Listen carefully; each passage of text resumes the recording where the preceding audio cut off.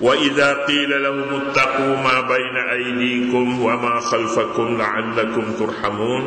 Dan apabila dikatakan kepada mereka, berjaga-jagalah kamu akan apa yang ada di hadapan kamu dari urusan-urusan hidup di dunia ini, wa ma khalfakum, dan apa yang ada di belakang kamu dari huru-hara dan balasan akhirat, la'allakum turhamun, supaya kamu beroleh rahmat, yakni mereka tidak mengedahkannya. Wa ma ta'tihim min ayatin min ayati rabbihim, dan itulah qanaat mereka, tidak ada sesuatu pun keterangan yang sampai kepada mereka dari keterangan-keterangan Tuhan, melainkan mereka selalu berpaling daripadanya, yakni enggan menerimanya. Ayat-ayat sebelum ini menyatakan banyak ayat yang dikemukakan, yang ditunjuk oleh Allah Subhanahu wa taala.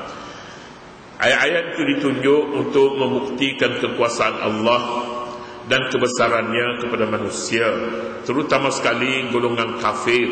Sama ada kafir itu kafir nikmat, ini orang Islam tapi kufurkan nikmat Allah, ataupun dia kufur agama.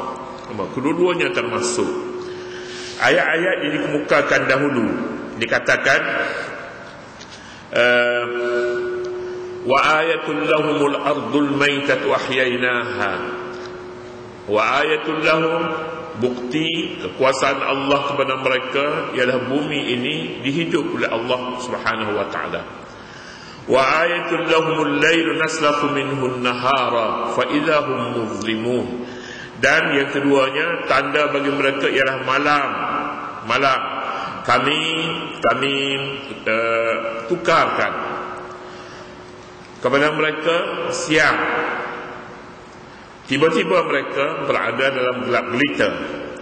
Kemudian yang terakhir sekali, wa ayatul lahum anna hamalna dhurriyyatahum fil fulkil mashhur. Lagi tanda yang ketiga, kami buktikan kepada mereka yang dahulu mereka berada di atas kapal Nabi Nuh. Kemudian tiba-tiba apabila diselamat oleh Allah, mereka tidak bersyukur kepadanya. Jadi ini semuanya menunjukkan bahawa orang kafir ini sukar menerima perintah Allah Subhanahu wa taala. Mereka yang kufur ini bagaimana akhirnya? Akhirnya mereka akan ditimpa bala. Bala sama ada ketika mereka di lautan, maka akan ditenggelamkan kapal mereka, ataupun mereka ketika berada di daratan, mereka binasa, mereka berlaku kemalangan ke atas mereka. Ada pula yang berlaku sempit rezeki kerana Allah Subhanahu wa taala tidak mengeluarkan hasil bumi mereka dengan baik, lalu mereka terseksa hidup di dunia ini. Allah Subhanahu wa taala menyeru manusia ini supaya bertakwa kepadanya, mudah-mudahan mereka beroleh rahmat. Tidak ada siapa yang boleh selamat daripada saksa Allah sama ada di dunia ataupun di akhirat, kecuali manusia yang mengakui kebesaran Allah, sama ada menerusi dalil-dalil yang tersebut tadi, ataupun mana-mana dalil Allah yang begitu banyak, sama ada yang dekat dengan manusia ataupun yang jauh, malah dalil kebesaran Allah wujud pada diri mereka sendiri. Ayat yang kita baca ini, dia kata, wa idza qila lahum ittaqu ma baina aydikum wa ma khalfakum, apabila dinasihatkan kepada mereka, kita tak payah terjemah dikatakan kepada mereka lah, dinasihatkan.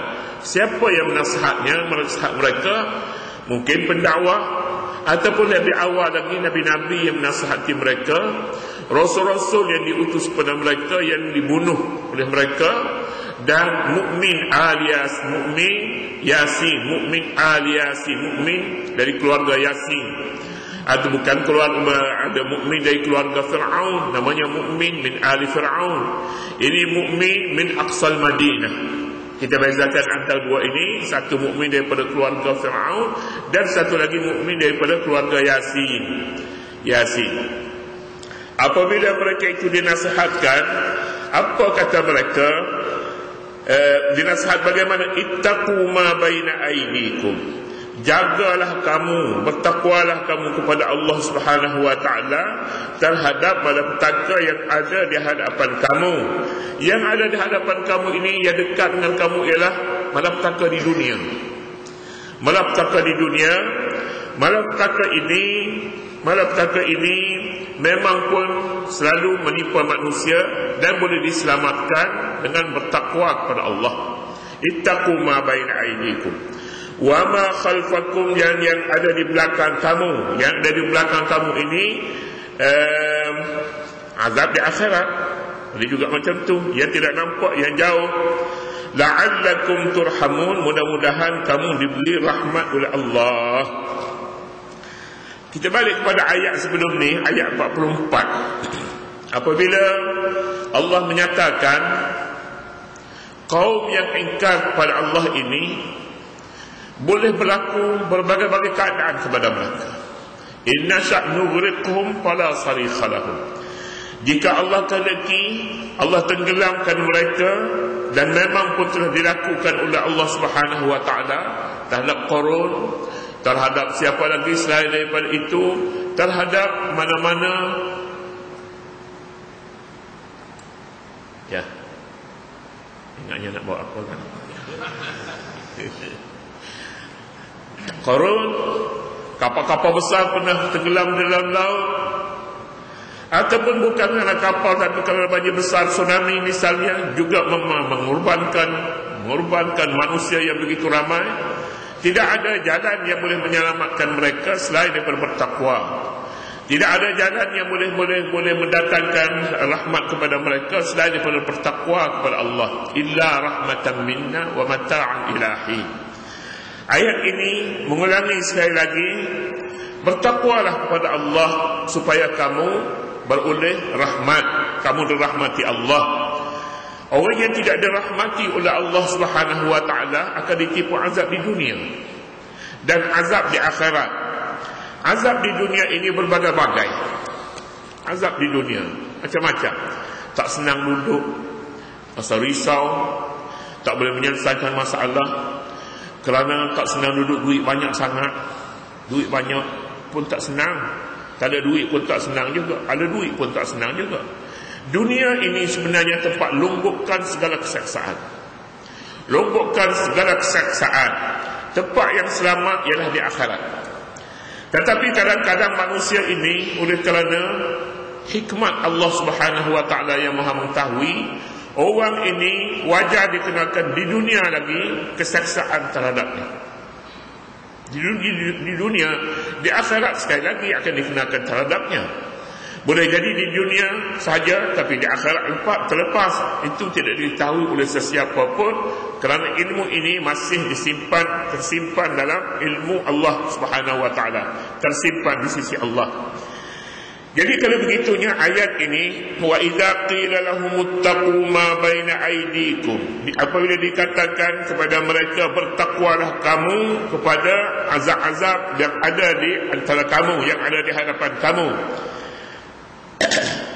Bertakwa boleh menyelamatkan. Takwa bagaimana sebenarnya yang boleh menyelamatkan ini? Dia boleh bertakwa dengan bertauhid kepada Allah. Kalau seorang itu kafir agama, maka akuilah kebesaran Allah, terimalah akidah bahawa Allah Subhanahu wa taala Maha Esa dan tiada sekutu baginya. Sekutu-sekutu yang dipilih untuk dikongsikan dengan Allah semuanya ini palsu dan tidak boleh diterima. Mereka diancam dengan berbagai-bagai azab di dunia ini. Kembalilah kepada akidah tauhid. Ataupun kita katanya ittaqu ma baina aydikum, ittaqu, awasilah diri kamu daripada perkara-perkara yang boleh mengancam keselamatan akidah kamu, iaitu syirik. Ataupun kita kata ittaqillah, ittaqu, hendaklah kamu bertakwa, yakni lakukanlah ketaatan kepada Allah. Buanglah perkara maksiat, buanglah segala kelakuan yang memburukkan akhlak kamu. Buang, tukarkan dengan akhlak yang mulia. Ini satu-satunya jalan yang boleh membawa kamu kepada kebaikan di dunia dan kebaikan di akhirat. Jadi kalau begitunya, kalau kita azab di dunia ini, kesempitan hidup azab, kesenangan yang tidak membantu juga kadang-kadangnya senang tapi tidak membantu. Mengumpulkan harta tapi dia bakhil terhadap dirinya sendiri. Ramai orangnya bakhil, harta banyak tapi bakhil juga. Ini merupakan keseksaan di dunia. Dan sakit umpamanya, dan masalah-masalah yang tidak boleh diselesaikan juga termasuk di dalam azab di dunia. Jadi katanya azab ini boleh diubati dengan takwa. Banyak perkara yang terkandung di dalam doa Nabi SAW yang boleh dianggap doa itu mengajar kita supaya memohon supaya diselamatkan daripada beberapa jenis azab yang dianggapnya berat. Misalnya Nabi SAW mengajar supaya kita memohon kepada Allah daripada azab tenggelam, lemas air. Lemas air, betul mati syahid, mati lemas air. Tetapi kalau bolehnya nak mati ni biarlah sempat wasiat dulu. Biarlah mati sakit, kita yang sakit 2-3 hari baru mati. Kadang-kadang mati ni disebut dalam hadis juga, mati yang dimohon, yang dipohon oleh Nabi supaya tidak mati dengan cara itu, iaitu disebutnya mautul fujaah. Mati tenggelam, mati kerana jatuh di atas rumah, jatuh bangunan tinggi, mati terbakar. Ini mautil fujaah. Ini beberapa jenis kematian yang dipohon oleh Nabi supaya diselamatkan daripadanya. Dan Nabi mengajar kepada umatnya supaya membaca doa-doa ini. Allahumma inni a'udzubika minal hadmi wal gharaqi wal harqi wa mautil fujaah. Mautil fujaah ini ulama kita menyebutkan ada orang yang boleh mati dalam beberapa minit saja. Dia sihat wal afiat, sehat lah kira-kiranya. Dan kira ada penyakit ni, semua orang ada penyakit, tak ada penyakit. Hidup di dunia ni sendiri sebenarnya tempat berhimpun segala jenis penyakit. Jadi oleh kerana itu maka tak mungkin dah ada satu orang dia tak ada penyakit langsung, tak ada. Hanya dia tak pernah cek penyakit dia, tak pernah. Yang ni tak ada penyakit juga salah satunya. Ataupun orang yang memangnya asalnya tak ada penyakit yang boleh membawa mati, tetapi dia boleh mati dengan tiba-tiba. Boleh mati dengan tiba-tiba. Dia kadang-kadang tengah-tengah sehat, tengok mata dia terbelalak, tak sampai setengah jam mati. Ada kes itu, ada kes ini merupakan satu kes yang di dunia merupakan satu kesaksaan kepadanya, dan Allah Subhanahu wa taala belum tidak menentukan, tidak mengajar, tidak memberitahu kepada manusia apa tafsirannya penyakit-penyakit yang seumpama ini. Tapi diminta supaya kita memohon perlindungan kepadanya. Azab di dunia ini juga pernah disebutkan di dalam surah Asy-Syu'ara kalau tak silapnya.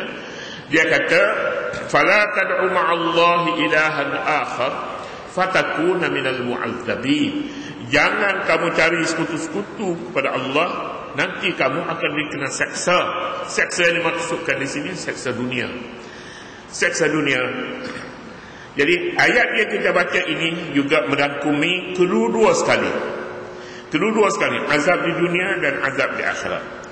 Wa idza qila lahum ittaqu ma baina aydikum, apabila dikatakan kepada mereka berjaga-jagalah kamu akan apa itu maknanya akan keseksaan yang ada di hadapan kamu mengenai urusan-urusan hidup di dunia dan azab yang ada di belakang kamu, yakni huru-hara dan balasan di akhirat, supaya kamu beroleh rahmat, yakni mereka, namun begitu orang kafir tidak mengindahkannya.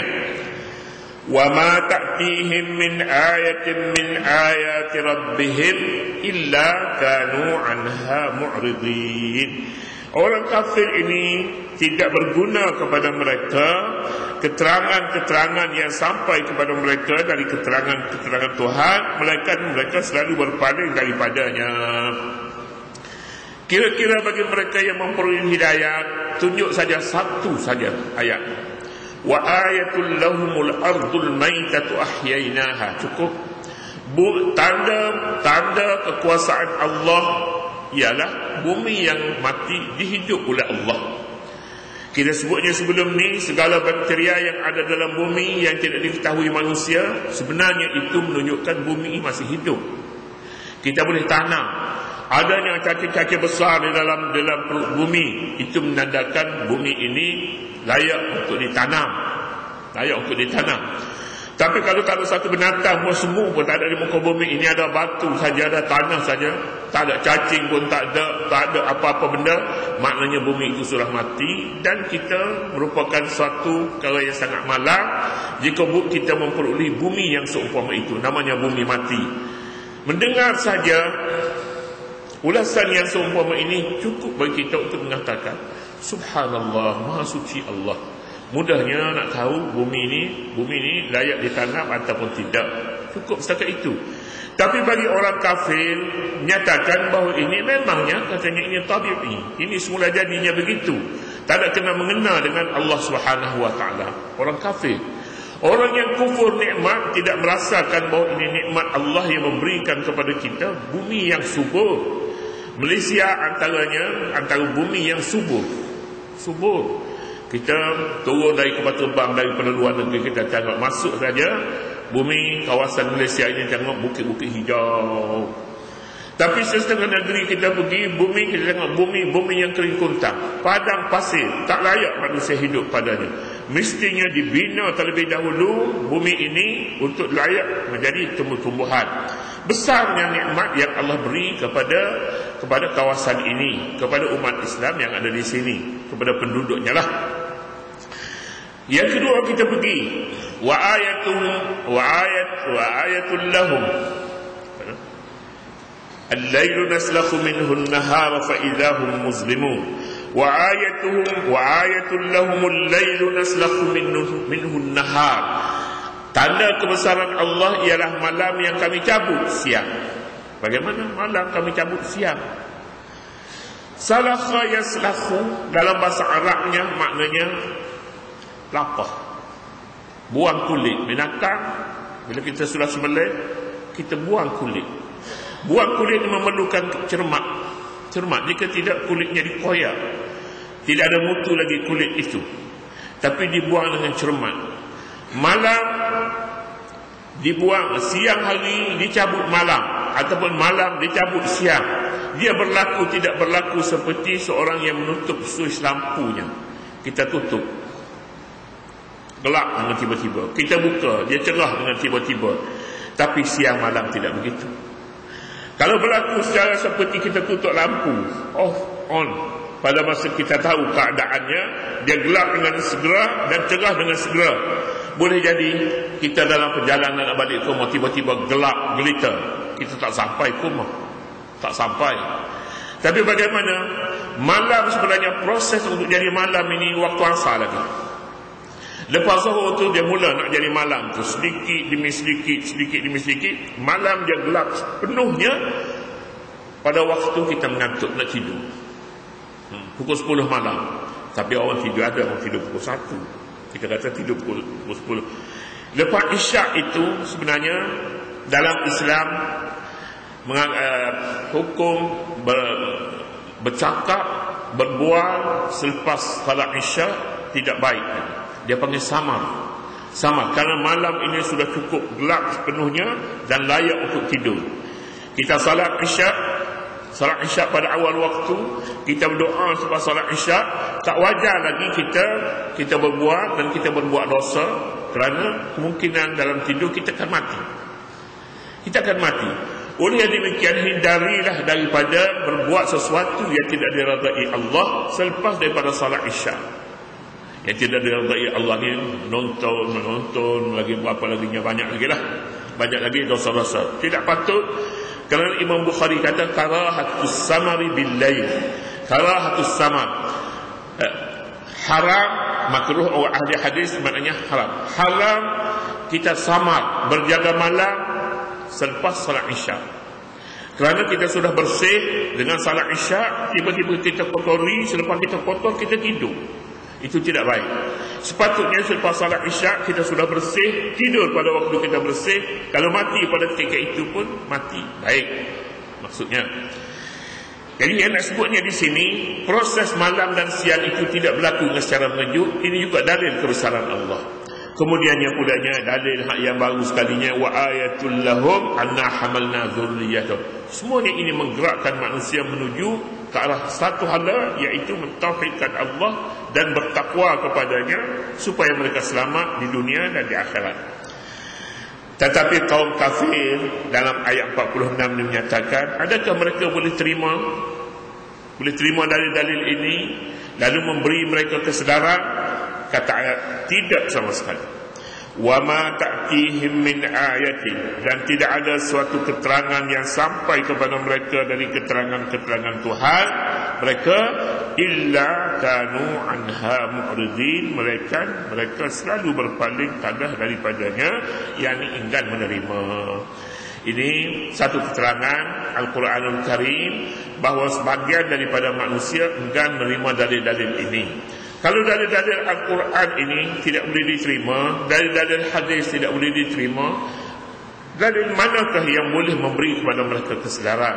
Ini satu perkara yang sangat mendukacitakan, kerana ubat yang paling mujarab sekali ialah Al-Quranul Karim. Ubat yang turut mujarab bersama Al-Quran ialah hadis, ialah As-Sunnah.